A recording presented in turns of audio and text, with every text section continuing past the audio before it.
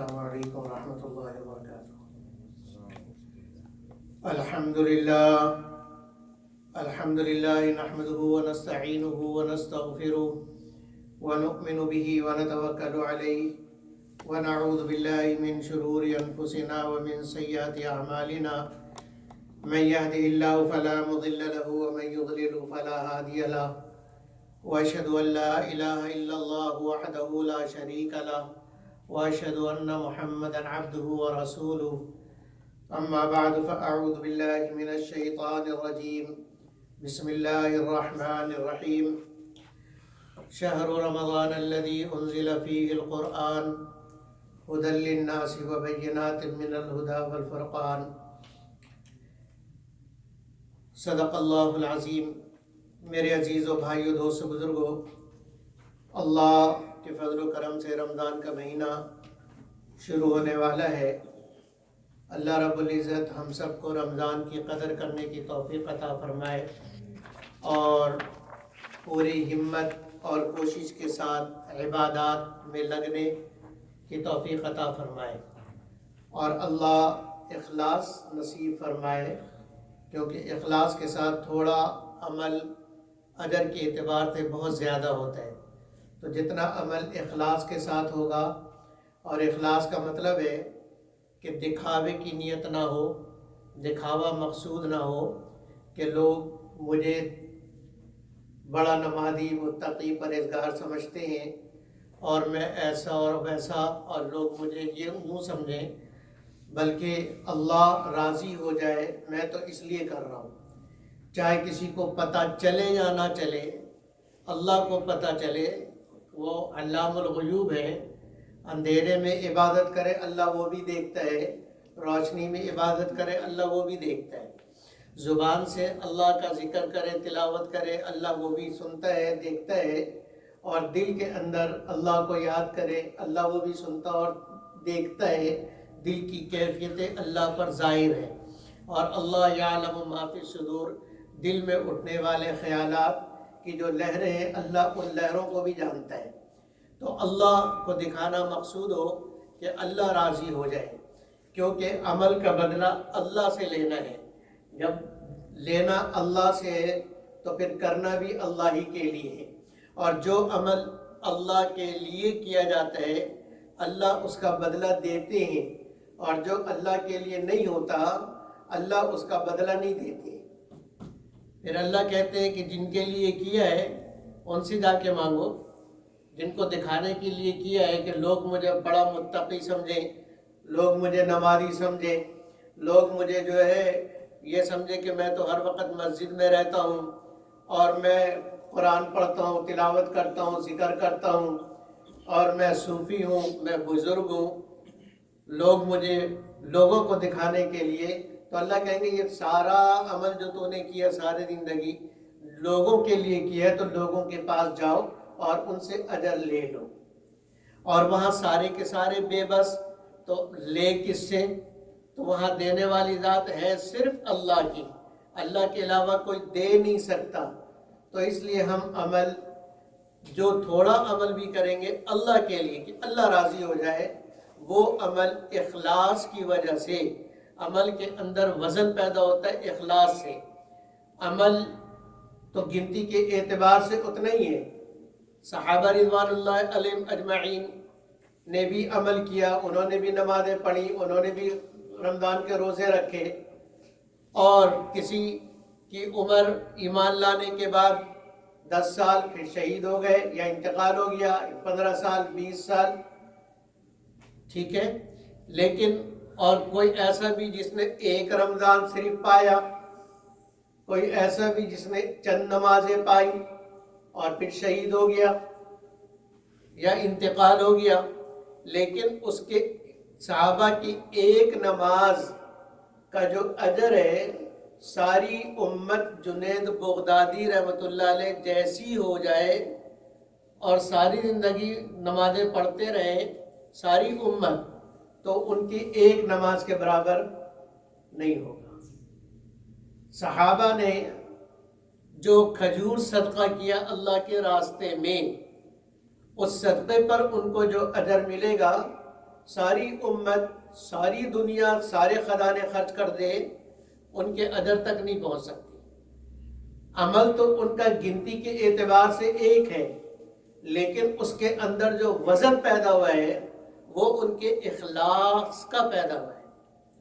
تو اعمال کے اندر وزن اخلاص سے پیدا ہوتا ہے، اور جس عمل کے اندر اخلاص نہ ہو، قرآن کہتا ہے ہباء منثورا، یہ تو راکھ کا ڈھیر ہے، راکھ کا ڈھیر۔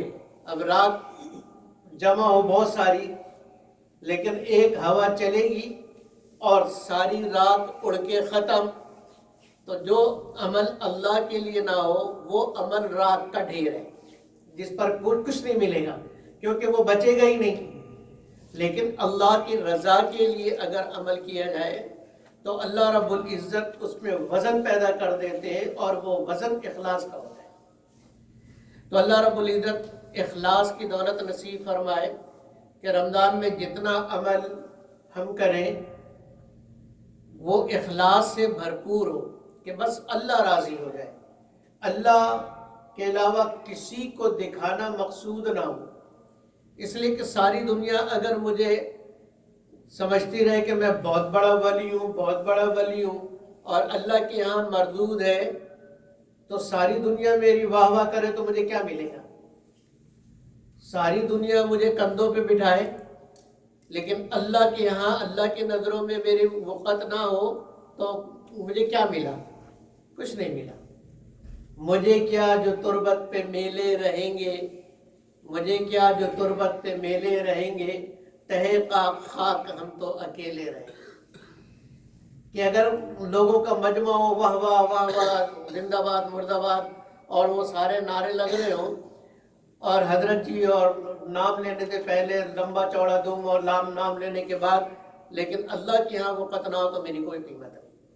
اور دنیا میں سے کوئی بھی مجھے نہ جانتا ہو، کسی کو کوئی پتہ نہیں، میرا کوئی عمل کسی کے سامنے ظاہر نہیں، لیکن اللہ کے یہاں میرا کوئی عمل مقبول ہو گیا تو مجھے سب کچھ مل گیا، مجھے سب کچھ مل گیا۔ اس لیے کہ اللہ سے لیں گے، اللہ راضی ہو گیا۔ تو اللہ رب العزت ہمیں رمضان ایسے گزارنے کی توفیق عطا فرمائے۔ ایک سنت اتفاق سے ہمیں وہ سنت زندہ کرنے کا اور پورا کرنے کا موقع مل رہا ہے۔ سنت یہ ہے کہ 29 شعبان کو حضرت صلی اللہ علیہ وسلم نے خطبہ ارشاد فرمایا رمضان کے متعلق، اور صحابہ رضوان اللہ علیہم اجمعین نے اس خطبے کو سنا۔ تو یہ ایک سنت ہے کہ رمضان سے ایک دن پہلے جو ہے وہ حضرت صلی اللہ علیہ وسلم نے جو خطبہ 29 شعبان کو دیا تھا، ہم بھی اس کو دوہرا لیں، اور اس خطبے کے اندر حضرت صلی اللہ علیہ وسلم کا مطمع نظر اور اصل بنیاد اس بات پہ تھی کہ آگے جو رمضان آ رہا ہے اس کا کوئی لمحہ ضائع نہیں ہونا چاہیے۔ جب خزانے کے کان میں جانے کا موقع مل جائے کہ دروازہ کھلنے والا ہے، اور دروازہ کھلتے ہی اندر جو تم جاؤ گے، بہت بڑی عمارت ہے، اور اس عمارت میں ہر جگہ سونا چاندی ہیرے جواہرات رکھے ہوئے ہیں۔ اب یہ ساری چیزیں جو رکھی ہوئی ہیں ان کو حاصل کیسے کرنا ہے؟ اگر ان کو حاصل کرنے میں وہ طریقہ اختیار کر لیا جو ہدایت دینے والے نے بتلایا ہے تو وہاں سے خزانہ لے کر نکلے گا۔ لیکن اگر اندر گیا اور جا کر چیزوں کو دیکھنے میں وقت گزارنے لگا، یہ سونا، یہ ہیرا، یہ جواہر، یہ فلاں چیز، اور سارا دن اور سارا وقت جو اس کو ملا تھا وہ سارا وقت وہ چیزوں کو دیکھنے میں ضائع کرتا رہا، تو جب وقت ختم ہوگا اور کہا جائے گا کہ بھائی وقت ختم، نکلو، اب وہ چاہے گا کہ میں یہ بھی لے لوں، یہ بھی لے لوں، یہ بھی لے لوں، تب اسے کہا جائے گا اب کسی چیز کو تم ہاتھ نہیں لگا سکتے، اب تم کسی چیز کو ہاتھ نہیں لگا سکتے۔ تمہیں گھنٹہ یا 2 گھنٹہ ملا تھا اس میں تم نے جتنا اپنے تھیلے میں ڈال لیا، اپنے بیگ میں جتنا بھر لیا، وہ سب تمہارا، لیکن اب تم کسی چیز کو ہاتھ نہیں لگا سکتے۔ تو ایسا آدمی جو اندر جاتی نہ ادھر دائیں دیکھے نہ بائیں دیکھے، وہ سیدھے خزانوں پر ٹوٹ پڑتا ہے اور اپنے بیگ کو بھرتا چلا جاتا ہے، وہ تو جب ٹائم ختم ہونے سے پہلے اس کا بیگ بھر چکا ہوگا، اور وہ کہے گا بھائی ٹائم ختم ہے، میں نکلوں، اب جگہ نہیں ہے، رکھوں گا کہاں؟ تو یہ شخص تو ہے کامیاب، اور اس نے اس وقت سے فائدہ اٹھایا، لیکن جس نے اپنے وقت کو ضائع کر دیا اس کو کچھ نہیں ملا۔ تو ایسے ہی رمضان، کتنے رمضان ہماری زندگی میں آئے اور گزر گئے، ان رمضان سے جو اصل چیز تقوی کا حصول تھا، ہم خود اپنے دل میں دیکھ لیں تقوی کتنا ملا۔ کوئی جو ہے 50 رمضان ہو گئے اس کو روزہ رکھتے ہوئے، کسی کو 40 رمضان ہو گئے روزہ رکھتے ہوئے، کسی کو 45 رمضان ہو گئے روزہ رکھتے ہوئے، یعنی 45 سال اس نے روزے رکھے مکمل، 50 سال روزے رکھے، 60 سال روزے رکھے۔ اب 60 سال کے روزے میں بھی اگر تقوی حاصل نہیں ہوا تو کب حاصل ہوگا؟ تو یہ اس لیے نبی اکرم صلی اللہ علیہ وسلم نے اپنی امت کو یہ آگاہ کیا اور یہ بتلایا کہ دیکھو آگے جو مہینہ آ رہے ہیں، یہ خزانہ ہے، خزانہ، اس کے ہر لمحے میں تم وہ حاصل کر سکتے ہو جو رمضان کے بغیر بہت سارے دنوں میں بھی حاصل نہیں کر سکتے۔ اس لیے آپ صلی اللہ علیہ وسلم نے خطبہ ارشاد فرمایا، وہ میں آپ کے سامنے دہرا دیتا ہوں تاکہ اللہ مجھے اور آپ کو عمل کی توفیق عطا فرمائے اور اس کو سمجھنے کی توفیق عطا فرمائے۔ اور یہ جو روایت ہے یہ ابن خزیمہ میں ہے اور بہقی میں ہے، یہ ساری کتابوں کے اندر موجود ہے، اور یہ لکھا ہے کہ اس کی سند ٹھیک ہے۔ عن سلمان رضی اللہ عنہ قال خطبنا رسول اللہ صلی اللہ علیہ وسلم فی آخر یوم من شعبان۔ حضرت سلمان فارسی رضی اللہ عنہ فرماتے ہیں کہ نبی اکرم صلی اللہ علیہ وسلم نے شعبان کے آخری دن، جو آج ہمارا دن ہے، شعبان کے آخری دن ارشاد فرمایا، خطبہ دیا، وعظ فرمایا۔ فقال، اور اس وعظ میں ارشاد فرمایا، یا ایھا الناس قد اظلکم شہر عظیم مبارک، فرمایا کہ لوگوں تمہارے اوپر ایک بہت بڑا مہینہ آ رہا ہے، بہت مبارک مہینہ ہے۔ شہر فی لیلۃ خیر من الف شہر، اس میں ایک رات ہے شب قدر جو 1000 مہینوں سے بڑھ کر ہے، 1000 مہینوں سے بڑھ کر ہے۔ شہر جعل اللہ صیامہ فریضۃ، یہ ایسا مہینہ ہے کہ اللہ تعالیٰ نے اس کے روزے فرض قرار دیے، وقیام لیلہ تطوعا، اور رات کا قیام یعنی تراویح کو اللہ نے نفل قرار دیا۔ دن کا روزہ اور رات کا قیام، تراویح کو ثواب کی چیز بنایا۔ من تقرب فیہ بخصلۃ کان کمن ادی فریضۃ فی سواہ، جو شخص اس مہینے میں کسی نیکی کے ساتھ اللہ کا تقرب حاصل کرے، ایسا ہے جیسے غیر رمضان میں فرض ادا کیا۔ اس مہینے میں نفل کا ثواب فرض کے برابر، نفل کا ثواب فرض کے برابر۔ ومن ادا فریضۃ فیہ، اور جس شخص نے اس مہینے میں فرض ادا کیا، کان کمن ادا 70 فریضۃ فیما سواہ، تو وہ ایسا ہے کہ غیر رمضان میں 70 فرض ادا کیے۔ رمضان کی ایک ظہر پڑھی تو ایک ظہر پر اس کو جو ثواب ملے گا وہ غیر رمضان کے 70 ظہر کے برابر ملے گا۔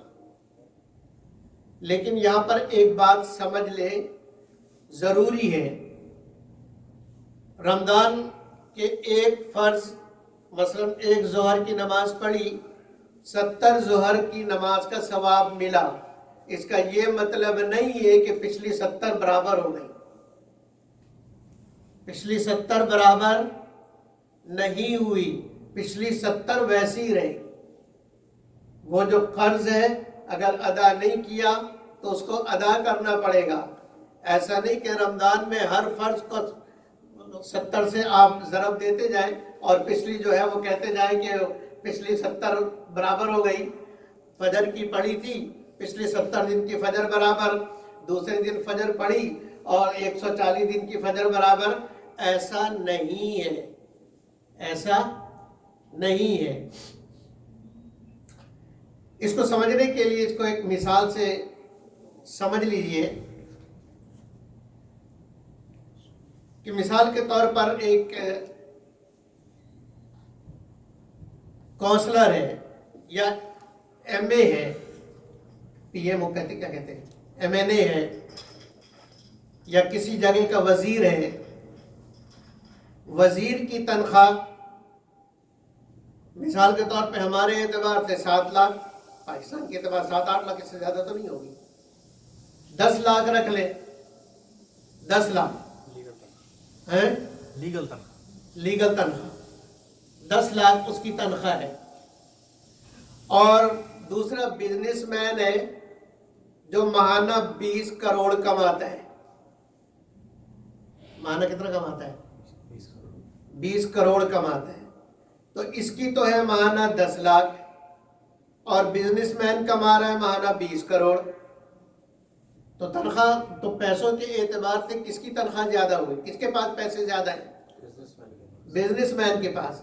لیکن اگر کسی جگہ سے وہ وزیر صاحب گزریں گے تو ان کا پروٹوکول کیسا ہوگا اور یہ بزنس مین گزرے گا، اس کا پروٹوکول کیسا ہوگا؟ اس کے ساتھ کوئی نہیں ہوگا، یہ اپنی گاڑی خود چلا کے جہاں جانا چاہ رہا ہوگا جائے گا، کوئی نہ اس کے آگے جھنڈے والی گاڑی، نہ اس کے پیچھے، نہ آگے، اور نہ اس کے آگے موبائل نہ پیچھے موبائل، نہ جو ہے وہ گاڑیوں کا قافلہ آگے نہ پیچھے۔ اور یہ وزیر صاحب تنخواہ کم ہے لیکن پروٹوکول ان کا اتنا زیادہ کہ راستے بند، وی آئی پی موومنٹ ہو رہی ہے، راستے بند، جو جہاں ہے وہیں کھڑا رہے کیونکہ وزیر صاحب گزر رہے ہیں۔ آگے 20 گاڑیاں، پیچھے 20 گاڑیاں، 5 آگے موبائل، 5 پیچھے موبائل، دائیں بائیں موبائل، پولیس کی فل گارڈ اور سارے کمانڈوز اس کے ساتھ۔ تو اب پروٹوکول کے اعتبار سے تو وزیر اعظم اعلیٰ ہے اور پیسوں کے اعتبار سے، مال کے اعتبار سے بزنس مین اعلیٰ ہے۔ تو ایسے ہی وہ جو رمضان میں مل رہا ہے نا، وہ سمجھ لیں کہ آپ کو وزارت مل رہی ہے جس میں پروٹوکول زیادہ ہے، تعداد کم ہے، ایک نماز ہے، لیکن اس نماز پر جو آپ کو پروٹوکول مل رہا ہے وہ 70 نمازوں کا مل رہا ہے۔ یہ نہیں کہ 70 نمازیں ہو گئی آپ کی، نمازیں 70 نہیں ہوئی، نماز ایک ہی ہے، فجر کی ایک پڑھی ایک ہی ہے، لیکن اس ایک پر جو آپ کو پروٹوکول مل رہا ہے وہ 70 کے برابر مل رہا ہے۔ ٹھیک ہے، جیسے یہ وزیر اعظم کو مل رہا ہے پروٹوکول، ہے آدمی اکیلا، پیسے کم، لیکن پروٹوکول کے اعتبار سے یہ کئی بزنس مین سے بہت آگے۔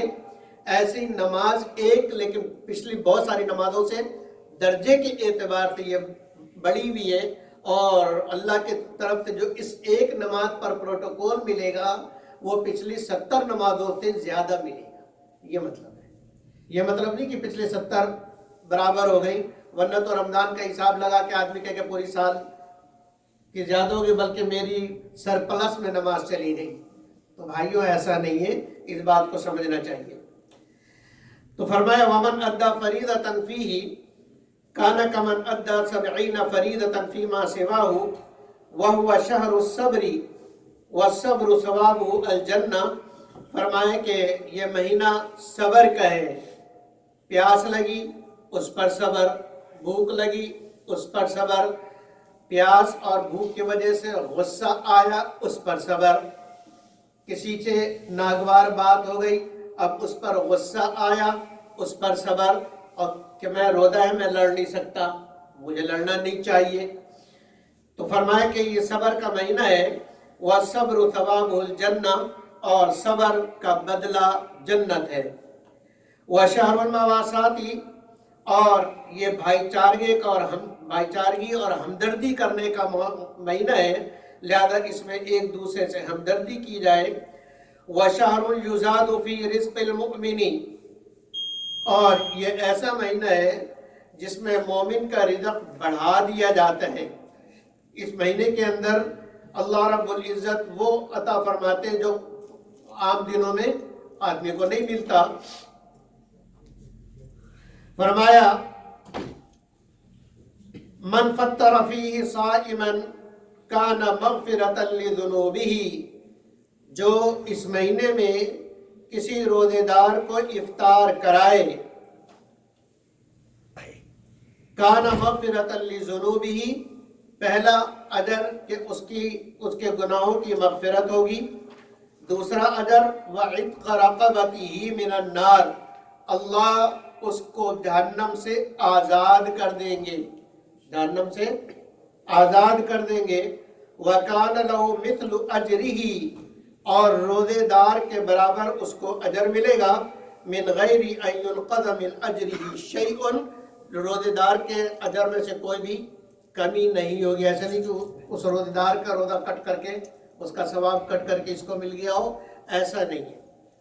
تو اس میں دیکھیے ایک تو یہ فرمایا من فطر صائما، کہ جس نے روزے دار کو افطار کرایا، اس میں کوئی قید نہیں ہے کہ وہ روزے دار فقیر ہے، غریب روزے دار کو افطار کرایا،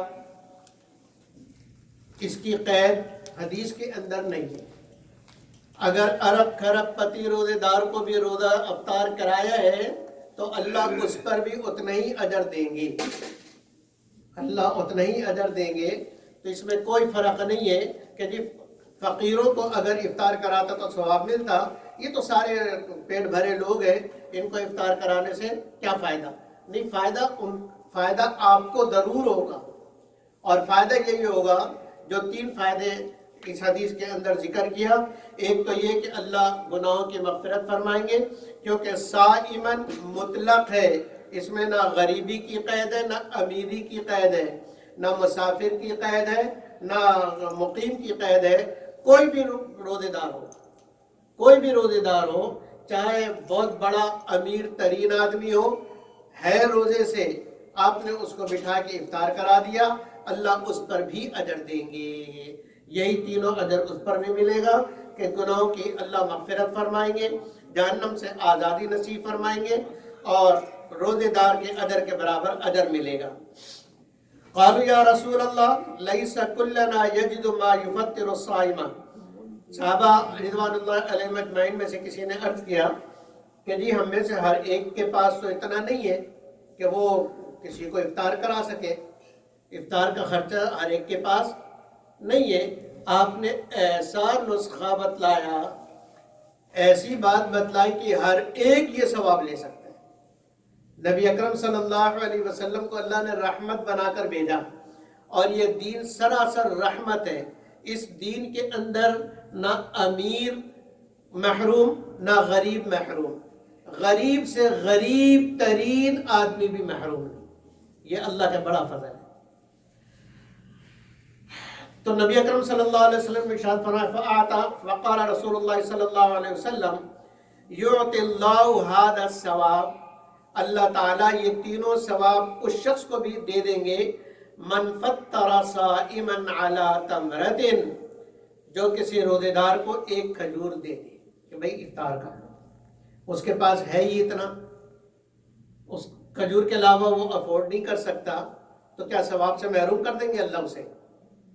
اللہ کی رحیم ذات اس کو محروم نہیں کرے گی، تاکہ تمہارے پاس کھجور ہے، وہ اس سے کسی کا افطار کرا دو، تمہیں بھی یہی تینوں اجر مل جائیں گے۔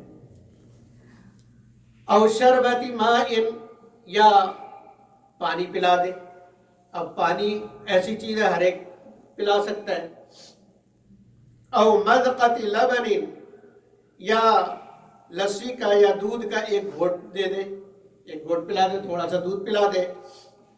فرمایا وَهُوَ شَهْرٌ أَوَّلُهُ رَحْمَةٌ، رمضان ایسا مہینہ ہے کہ جس کا پہلا حصہ رحمت ہے، وَأَوْسَطُهُ مَغْفِرَةٌ، اور درمیانی حصہ مغفرت ہے، وَآخِرُهُ عِتْقٌ مِّنَ النَّارِ، اور آخری حصہ جہنم سے آزادی ہے۔ یعنی پہلے حصے میں اللہ کی رحمتیں موسلادھار بارش کی طرح برستی ہیں، اور نیک لوگ جو جن کی نیکیاں کچھ کم ہیں، اللہ ان کی رحمت سے وہ ان کا بیڑا پار ہو جاتا ہے، وہ نکل جاتے ہیں۔ اور جن کی کم ہے، اگلا عشرے میں بھی انہوں نے ایسی محنت جدوجہد کوشش کی تو اگلا مہینہ اگلا عشرہ مغفرت کا ہے، دوسرا اس عشرے میں اللہ ان لوگوں کی باقی لوگوں کی مغفرت کر دیتے ہیں۔ اور تیسرا طبقہ جو عمل کے اعتبار سے کمزور ہے لیکن تیسرے عشرے میں بھی اس نے ویسی محنت کوشش جدوجہد کی تو اللہ تعالیٰ رمضان کی برکت سے اس کی بھی مغفرت فرما دیتے ہیں۔ فرمایا من خفف عن مملوکی فیہ غفر اللہ لہ وآتقہ من النار واستکثر فیہ من 4 خصال، فرمایا کہ جو اپنے ملازم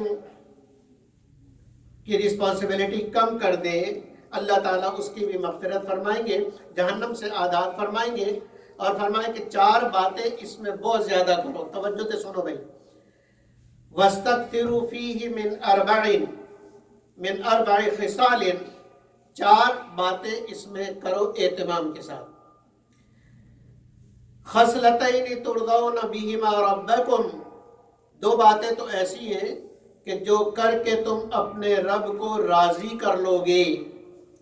وَخَصْلَتَيْنِ لَا غِنَاءَ بِكُمْ عَنْهُمَا، اور 2 عادتیں اور 2 باتیں ایسی ہیں کہ جس سے کوئی چارہ نہیں، تمہیں وہ کرنا ہی پڑے گا۔ فَأَمَّا الْخَصْلَتَانِ اللَّتَانِ تُرْضَوْنَ بِهِمَا رَبَّكُمْ، فرمایا کہ 2 عادتیں جس سے تم اپنے رب کو راضی کر لو گے، ایک تو فشہادت اللہ الہ الا اللہ،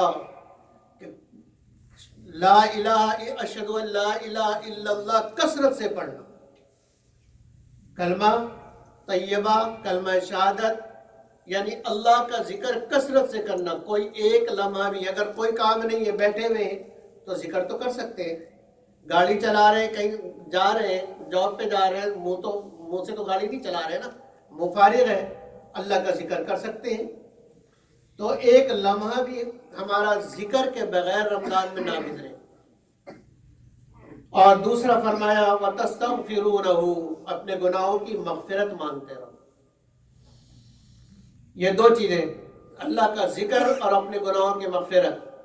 وَأَمَّا الْخَصْلَتَانِ اللَّتَانِ لَا غِنَاءَ بِكُمْ عَنْهُمَا، اور 2 عادتیں جو تمہارے لیے ضروری ہیں، جن کے بغیر تمہارا چارہ نہیں، ایک تو فَتَسْأَلُونَ اللَّهَ الْجَنَّةَ، ایک تو یہ کہ تم اللہ سے جنت مانگا کرو، کثرت سے اللہ کا ذکر، اپنے گناہوں پہ استغفار اور جنت کی طلب۔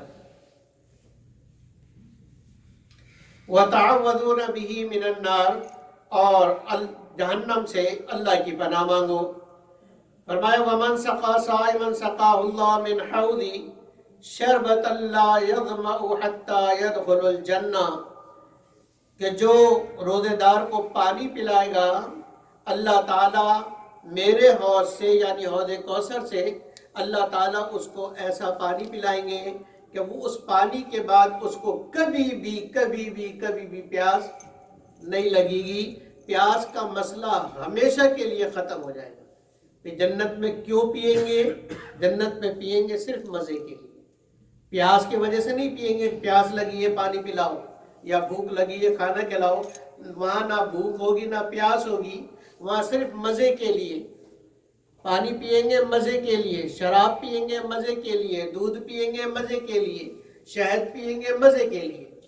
اور جو ہے جتنی نعمتیں کھانے کی ہیں وہ ساری نعمتیں کھائیں گے مزے کے لیے، بھوک کے لیے نہیں، نہ بھوک کے لیے نہ پیاس کے لیے۔